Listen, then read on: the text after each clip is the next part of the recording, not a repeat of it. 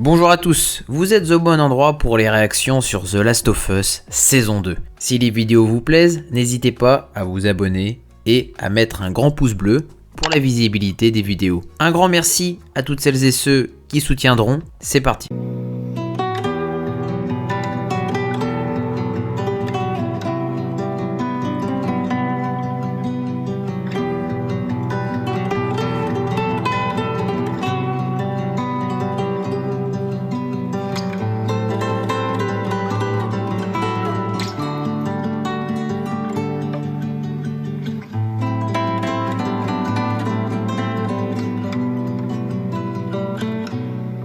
Les amis, nous y sommes. Aujourd'hui, réaction de l'épisode numéro 3 de cette saison 2 de The Last of Us. Je reste toujours bon spectateur de cette série The Last of Us. Très dur de devoir continuer à regarder sans Joël. La réaction de l'épisode 3, c'est maintenant.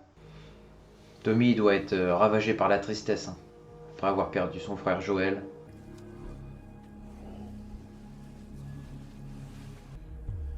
Embrasse Sarah pour moi.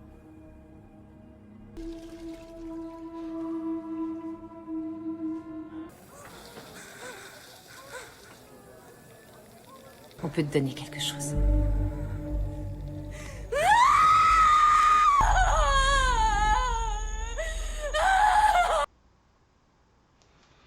Le cauchemar. Vous pouvez pas lui apporter un calmant, non Bon, dans le temps de 3 mois.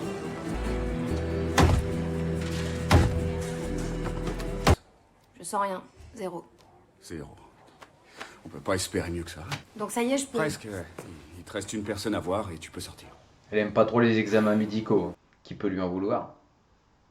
Comment ça va, Ellie? Laisse-moi une petite minute, c'est tellement compliqué. Mais je voulais surtout te parler du réveillon du Nouvel An. Tous les deux, vous avez eu une altercation. C'est la dernière... Et je crois que tes derniers moments avec une personne ne définissent pas toute ta relation avec elle. La dernière fois que j'ai parlé avec Joël, il a dit qu'il t'avait fait du tort. C'est bizarre. Je vois pas ce qu'il a voulu dire. Ce qui est aussi très frappant chez le personnage d'Ellie, c'est que au premier abord, elle fait comme si tout allait bien, même si elle cache encore un mal-être.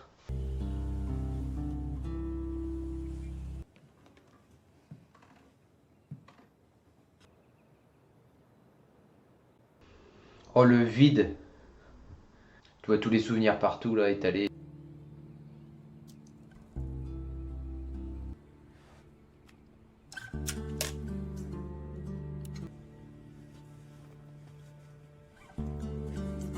Même s'ils se sont séparés sur une mauvaise note, ce qui reste, c'est avant tout des bons souvenirs, quoi. Pour tout le restant de sa vie, Joël lui manquera terriblement. J'ai dû parler avec Gail. Ah, je t'ai fait des cookies. Non, sans raison. Si, c'est pour me faire pardonner. Je sais comment ils s'appellent. Et je sais d'où ils viennent. On a passé des semaines à reconstruire la ville et à enterrer nos morts. Personne n'était prêt à se lancer à leur poursuite. Tu peux être sûr que la vengeance d'Ellie va être terrible quand on va se lancer leur poursuite là. Laquelle? Et celle avec la natte? Abby. Ils étaient basés à Seattle. WLF, les Wolves, quelle bande de bouffons. On les retrouve et on se les fait. Ellie, c'est pas si simple. La ville se remet à peine. Mais si je m'étais fait tuer, non. Ça l'aurait brisé comme si c'était sa faute. On doit monter une équipe, il faut le faire dans les règles. Donc il faut en parler à Maria si tu veux aller le voir. Quand on sera en route pour Seattle.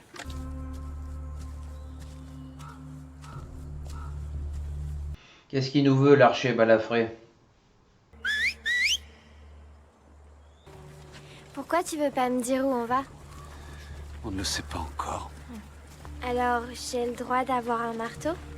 Elle est complètement marteau.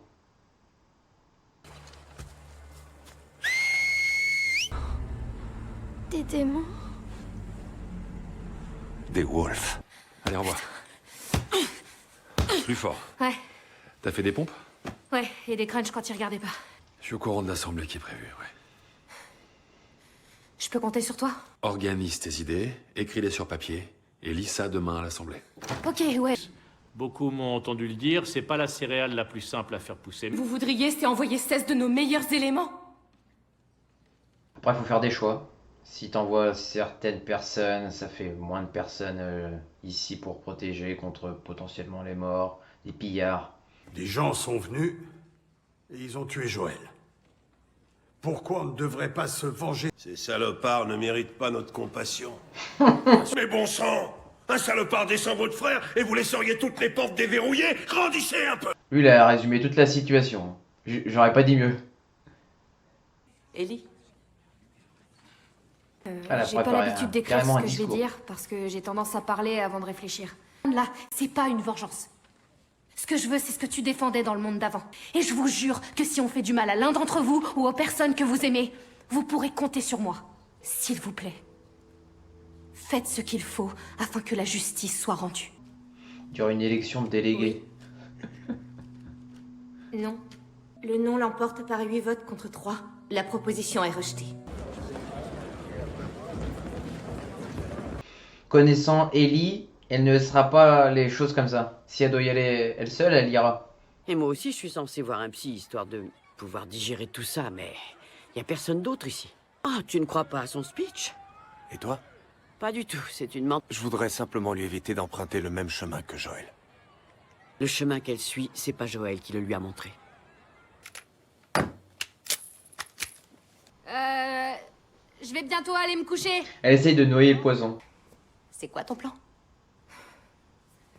Aller à Seattle et Ouf. tuer Abby. On approche de Seattle par l'est et on réévalue en fonction de ce qu'on voit. Tu vas te tirer dans le cul. Je l'ai déjà entendu celle-là. J'ai déjà entendu aussi dans des westerns. Spaghetti. Où est-ce que t'espères qu'on trouve tout ça? Je connais un gars. Oh non. Il est mieux que le tien, en échange. Peine de matos que je m'étais mis à gauche. Des biscuits de guerre pour 15 jours, des pansements, de l'alcool, des médocs. Il a contribué. Il a contribué à sa manière.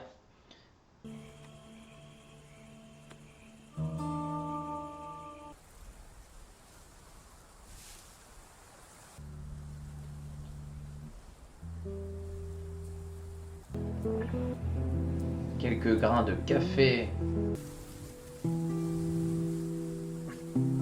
Je pensais qu'elle allait dire un discours, mais en fait pas du tout. C'était plus un dernier au revoir à sa manière. C'était un peu avant que Joël et moi on arrive à Jackson. On était à Kansas City, il s'est fait surprendre par un gars. Putain de merde, c'est tombé d'un seul coup. Comment t'as deviné qu'il allait pleuvoir? Le petit réveillon du Nouvel An. Et tu vois, le baiser. Je veux savoir si c'était bien ou non. De 1 à 10, est-ce que tu trouves qu'il a l'air triste? Jesse? Ouais. C'est là que l'attaque s'était passée. Dina?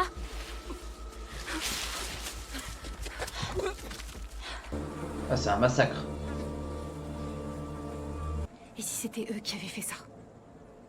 Si c'était Abby et ces gars qui avaient tué ces gens? Après, j'aime bien leur traversée. Toutes les deux, vraiment survivalistes, quoi. Que 14 kilomètres. 14 kilomètres. Waouh. Waouh. Seattle, putain. Ah, visuellement, Classe. Sorti sous Viper. Quoi? Non.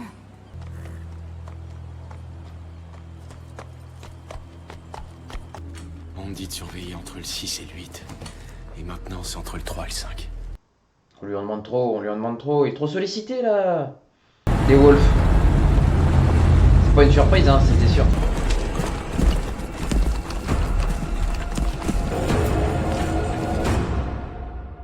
Un épisode, certes, qui se pose un petit peu par rapport à l'épisode 2, qui était quand même très bien rythmé. Là, il fallait, je pense, prendre au moins ce petit temps-là avec cet épisode numéro 3 de cette saison 2 de The Last of Us. Je l'ai apprécié, globalement, c'est vrai que c'était un épisode qui m'a plu. Je n'ai trouvé aucun moment ennuyant, donc ça c'est déjà plutôt valorisant. Plusieurs choses sont mises en place dans l'épisode. Tout d'abord, ce qui se passe avec Ellie, elle ne peut pas attendre comme ça indéfiniment. Il faut, à un moment donné, le plus tôt possible, une fois qu'elle est rétablie, retrouver les assassins de Joël et leur faire payer. Et c'est vrai que ce vote qu'il y a eu avec Tommy, avec tous les conseillers là qui se réunissent, il y a une forme d'injustice du moment, parce qu'il y a certains qui sont pour envoyer une équipe pour retrouver ces personnes-là, hein, les Wolves, et leur faire payer, quoi. Et de l'autre côté, vous avez plutôt le groupe de l'autre côté qui est plutôt réticent. Pour eux, il est inutile d'en envoyer risquer leur peau pour finalement venger un homme qui est mort, hein. Certains raisonnent presque comme ça. Et Ellie, elle est déterminée, elle a fait son petit discours, très très courageuse, et elle arrive à en convaincre certains, mais globalement, elle n'a pas réussi à convaincre l'Assemblée. Ce qui fait que Tommy lui apporte tout de même son soutien. Il n'a pas envie, Tommy, que Ellie sombre autant presque dans la violence que Joel a pu autant le faire. Moi, j'identifie de toute façon Ellie avec Joel parce que les deux s'étaient compris en saison 1. Ils avaient presque le même comportement, tête brûlée, voilà. Ils n'hésitaient pas à prendre des grandes décisions. Moi, j'ai confiance en Ellie pour la suite. Et l'actrice Bella Ramsey, j'aime toujours son jeu et je me fais aucun souci là-dessus pour la suite. La traversée entre Dina et Ellie avec un seul cheval, bon, alors tu peux aussi douter de la survie du cheval après autant de kilomètres, mais c'est aussi pour te montrer le rapprochement entre les deux jeunes femmes, puisqu'il y a des sentiments, plus Dina pour Ellie peut-être un petit peu moins. Les deux jeunes femmes évoquent le personnage de Jessie, qui est triste. Alors il faut trouver aussi pourquoi il est triste. Visuellement, j'ai beaucoup aimé. Surtout les plans de fin, là, c'était très très bien réalisé. T'as vraiment l'impression d'être dans l'apocalypse pur. Ce que j'ai pu retrouver aussi en première saison, quoi. La nature qui reprend ses droits sur des bâtiments, la grande ville, voilà. Ça me rappelle les moments qu'il y a eu en saison 1 avec les Lucioles notamment. L'armée des Wolves qui défile avec leurs camions. L'armée qui défile des Wolves, ça inspire la crainte pour Ellie, parce que quand elle va débarquer avec Dina, elles ne sont que deux, quoi. Face à une armée, c'est impossible d'en venir à bout. Reste à savoir où est le groupe d'Abby, parce que nous ne voyons pas le groupe d'Abby cet épisode-là. Je trouve que c'est bien aussi de faire une petite coupure, parce que sinon nous aurions peut-être, en tant que spectateurs, eu un peu trop de ces personnages comme Abby. Là c'est bien, on les voit pas, on les retrouvera peut-être le prochain épisode, ou même plus tard. Là c'est bien, ça fait vraiment une coupure, parce qu'après ce qu'ils nous ont fait à l'épisode 2, t'as pas envie de les retrouver tout de suite. Un groupe aussi, en pleine forêt, se fait attaquer, surprendre par les Wolves. Absolument personne ne survit, quoi. Le drame du moment. Là, vous avez même des enfants là qui se font abattre. C'est horrible. Ellie, Dina qui repasse derrière, qui découvre ça. C'est horrible, quoi. Là, les Wolves, ça fait en plus des assassins, quoi. Je voulais revenir aussi sur un moment qui m'a semblé important. Pendant le vote aussi qu'il y a eu avec Ellie, elle disait soi-disant qu'elle ne voulait pas agir par vengeance, seulement par justice. Et pour son cas à elle, précisément, Ellie, il n'y a peut-être pas de justice sans vengeance. C'est aussi dans ce côté-là qu'il faut regarder la chose. Là, moi, tous les échos à Joel qu'il y a eu dans les épisodes, moi je les ai très bien reçus, parce que vous avez sa montre, vous avez son pistolet là qui est remis aussi emblématique à Ellie. Ellie succède à l'héritage de Joel. Comment va-t-elle faire pour le venger à son niveau ? Alors c'est vrai que quand le moment où elle va sur sa tombe, quoi, elle se recueille, j'attendais peut-être un petit discours, j'attendais des petits mots, quoi, en disant, je sais pas, peut-être tout simple, hein, je vais retrouver ton assassin, je vais te venger, des choses comme ça. Ellie dépose délicatement des grains de café avec un léger sourire, et elle se retire du moment, voilà. Je pense que c'est bien aussi d'avoir un petit moment simple, parce que par moment, les deux, juste sans parler, ils se comprenaient. Et moi, ça me rappelle ces moments-là aussi où tu sens qu'il n'y a pas besoin d'en faire des tonnes, quoi. Là, ça m'a vraiment, vraiment motivé pour la suite, parce que maintenant, je veux vraiment savoir l'avancée d'Ellie. Je vous donne rendez-vous donc la semaine prochaine. Portez-vous bien et à bientôt.